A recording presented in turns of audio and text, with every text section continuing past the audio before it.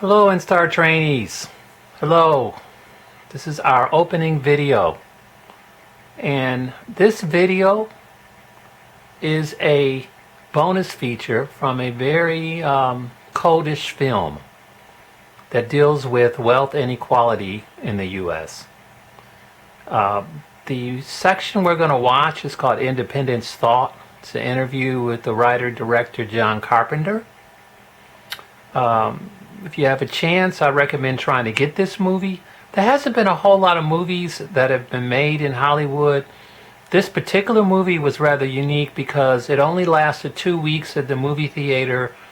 I guess the wealthy were just so offended by it. Why would they be offended? Well, basically they were characterized as an alien race that was exploiting the working class of America. And the thought of the movie was, in order to make true change, that you had to expose what they were doing. And after you exposed what they were doing, if you had to kill some of the rich people along the way, so be it, but change would come. So this type of a movie is very unique. Didn't make a lot at the movie theaters. But the point here is the wealth inequality. And that's why it is the beginning video that we show. As you go further in with the videos, the next one is Robert Kiyosaki. It looks more from an analytical view. As you go further in, then you can see the reality that they live was. There were other movies that were out. Other movies was The Purge, that looked at the wealth inequality, a lot more newer than this movie that came out in the 80s. I'm not going to show you any videos of that because of the graphicness of it. But basically, if you look at the third Purge movie, the fourth and the fifth, they're pretty dead on. The final Purge came out recently here in 2021. But the underlying feel was there was wealth inequality.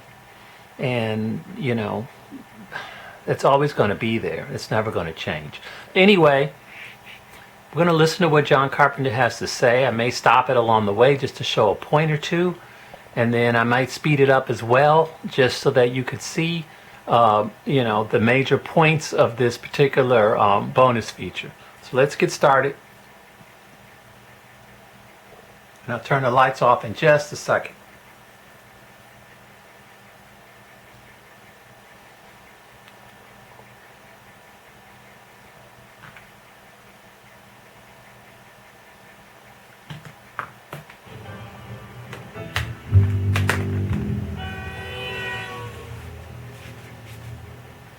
As a director and as a person, I've always been highly suspicious of authority and rebelled against it to a certain extent. I only love authority when I am the authority as a director or as a parent, and then I want to follow it absolutely. But in all other cases, I want to rebel against it.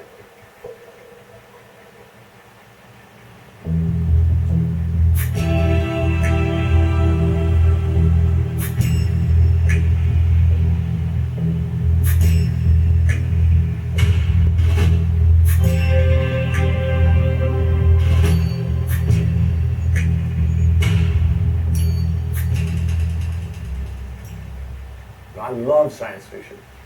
I love science fiction books, short stories, and movies, much more than horror. And this is my kind of subject matter. At some point in '86, I came across Ray Nelson's comic book about a guy who realizes that the human race has been hypnotized. Surrounding him are aliens, creatures, which I thought, okay, hypnotism is a cheesy idea, but maybe I can do something with it. So I started working from there. As a child of the 50s, I grew up watching old science fiction, monster horror films, and one of the classics of the 50s was Invasion of the Body Snatchers, which is there among us, but we can't really tell. What's your problem? I always believed aliens should be evil. I don't think that Close Encounters of E.T. is valid, because they're not evil, they're nice. When Reagan was elected, I was at first confused. He's talking from a rich man's point of view. Reaganomics was, don't get in the way of the rich, because if they make more money, then you'll get some. You can have a little taste of that good life too. Now I know you want it. Hell, everybody does. And during his time in office, he started destroying the unions, and poverty increased. And I thought, where's my country going here? Why are so many people buying into this? I wanted to strike out in some way, so I cast the Republicans as alien creatures. All the sex and violence on the screen has gone too far for me. They Live as a story fit right in, and it also fit in as a low-budget movie. Alive Films in the 1980s was a small kind of art film company. They partnered with Universal Pictures and Carolco. The deal we made was, they're my films, and I get to do what I want, as long as the movies are within a certain budget plan. Life's a bitch. She's back in heat. In terms, That's an interesting statement. Basically, the first part of this, and I'm not going to show all of it, just the parts that I want to make a point with. Basically, what he's saying is he grew up in the time frame of 1981, and when the 401k was created, when GM basically blew up the unions. And you can see the other videos. I have a short video by Michael Moore on the video section here on LinkedIn as well. You can see that. But basically his point is he wanted to rebel because he felt that once they, what's the word I'm looking for, capitalized, I guess, or corporatalized. They use corporations to kind of run this country. And once they decided to do that, then the rich got richer and the poor got poorer. And he wanted to create a movie that would show the lifestyles. Money and fiat currency is not infinite, it's finite. Most people believe that when the Federal Reserve prints off tons of money, that there's a money tree at the back of that, and they just pull the money down off of it. It's not true. It creates inflation when you basically create too much money and put it into the marketplace. But that's a different conversation. We have other stuff in the LinkedIn site that you can see about that. But my point here is he picked the Republicans because the vast majority of the wealth of this country is by Republicans. So basically his point here is the Republicans are the ones that create the wealth and inequality. And with Reagan, they use Reagan as a spokesman, like Trump was used as a spokesman, so that they could become wealthy. Since money is finite, that means that the money has to come from someplace. And what we teach here at Instar Alliance is basically it comes out of the 401k system that was created at that time frame. Exactly at that time frame when Reagan went into office. So the unions were busted up, as he most eloquently mentioned. The rights of workers was taken away by not having unions. And then their income was stripped from them. And now, to this day, that's what happens with 401ks. But you'll learn more about that as you learn more about the stuff that we have in our system. And you've probably been directed over to our website. But this is an excellent start. So let's please keep going, because I know there's a lot more here I want to tell you and show you. Roddy Piper, I've been a wrestling fan for years, and he's a working guy. His face, his scars, everything about it. He seemed completely believable. He has a natural instinct for performance, so I didn't really have to get him there, but we talked about certain nuances and certain ideas.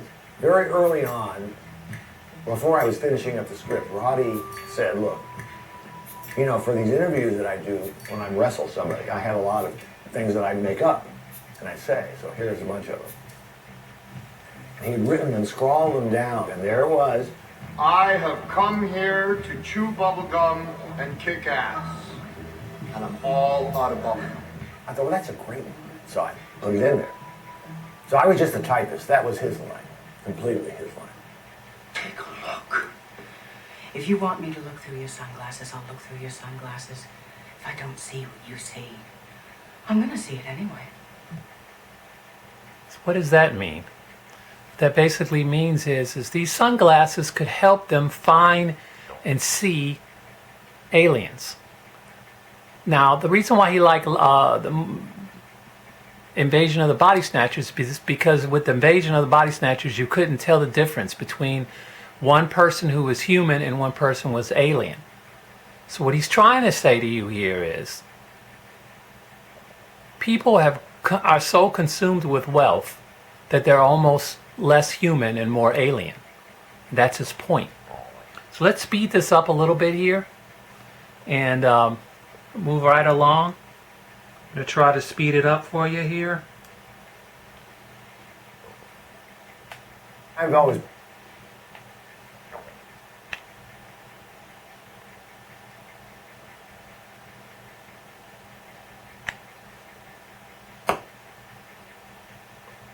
I wonder if he could handle this.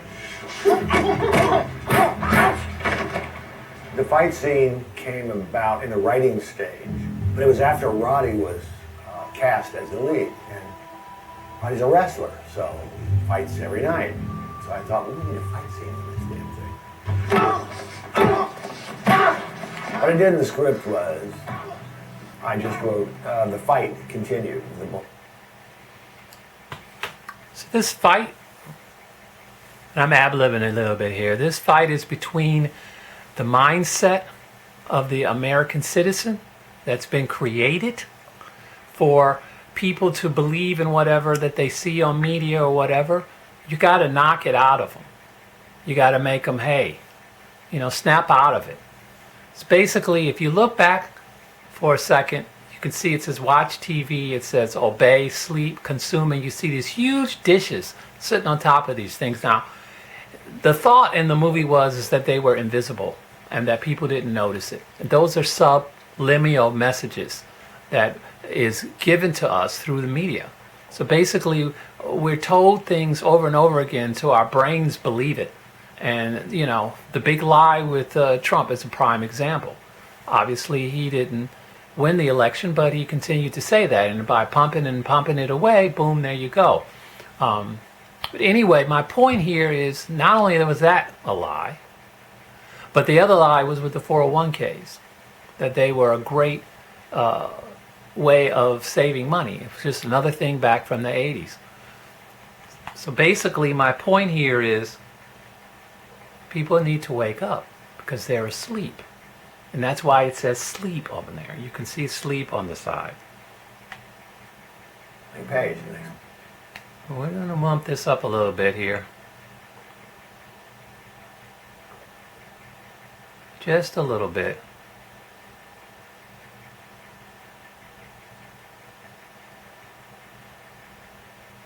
Timed them in black, in black and white. And it was just old-fashioned filmmaking.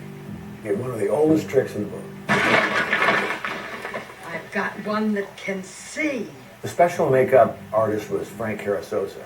He worked on Prince of Darkness and did a fine job for me. And the design of the alien faces was actually Sandy King, my now wife, but then associate producer. And he designed them, partially a mask with these silver balls for eyes.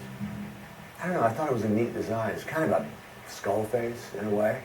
In terms of the effects and the production design, the biggest issue was the inside of the supermarket. Tried it on location, but we just couldn't cover enough. It wasn't stark enough. So that was our biggest expenditure, was this big set.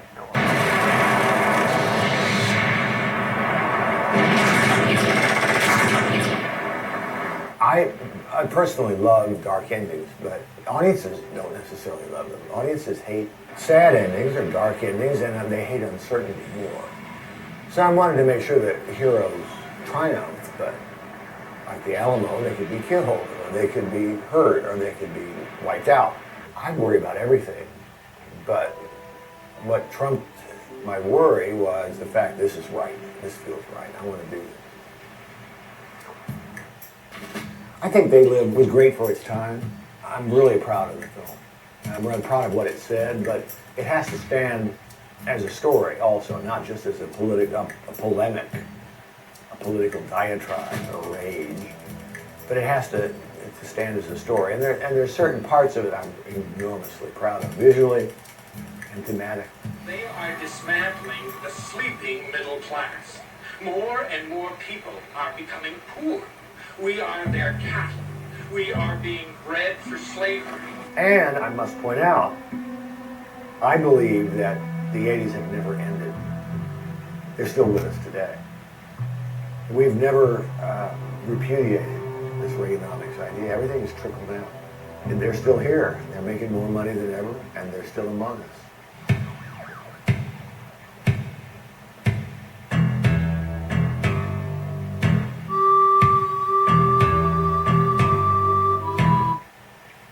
So let's finish up. Very, very powerful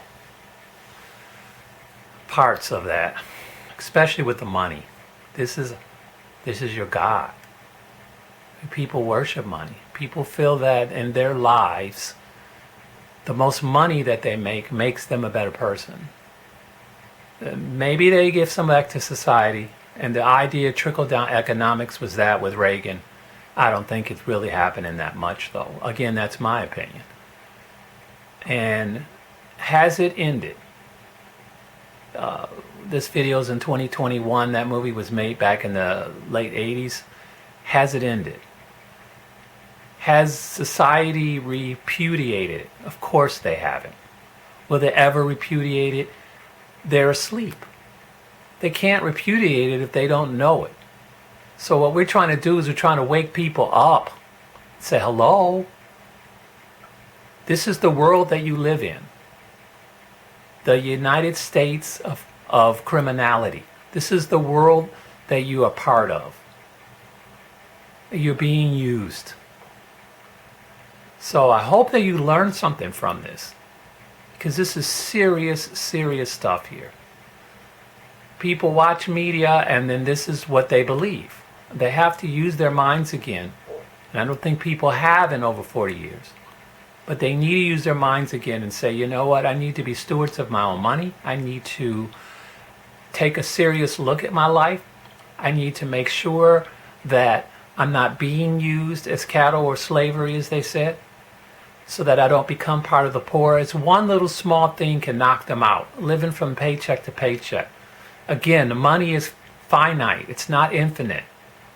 In order for people to get uber wealthy and become billionaires, like Jeff Bezos, who happens to be using Washington Post and New York Times, because he has a plant here in Springfield, Virginia, that he produces it. This media is being controlled. They don't talk about this stuff in the country because they don't want other countries to see how we eat our own. If they did that, they wouldn't want to trade with us, and that would destroy this country forever. So these are things to think about. I know it's deep, but it's reality. This is the reality that you're living in now, 2021 and beyond. A lot of people made money. A lot of billionaires made money between March 20 and March 2021. How did they make it? Through their 401k plan. They shorted those stocks. Every time there's chaos, there's opportunity on Wall Street. And that's what the next video is about.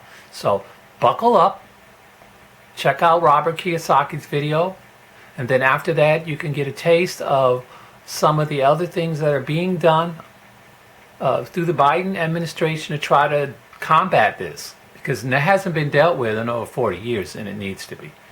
Thank you for your attention, and check you out on the next video. Bye.